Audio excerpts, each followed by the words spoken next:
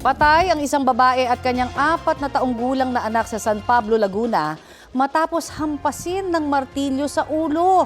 Base po sa investigasyon, nangyari yan nang maiwan sa bahay ang mag-ina matapos umalis ang padre de pamilya at isa pang anak.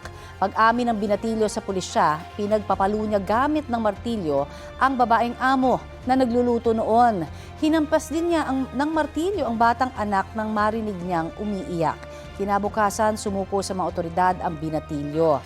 Nagawa niya raw yon dahil nalaman niyang papainan siya ng pera ng amo dahil matagal na raw siyang pinagdududahan na kumukuha ng pera. Dahil menor de edad, nasa kustudiya po ngayon ng DSWD ang binatilyo. Nakaburol po ngayon sa Tagkawayan, Quezon ang mag-ina. Nananawagan ng hustisya ang kanilang kaanak pati ng tulong pinansyal para sa pagpapalibing sa mag-ina.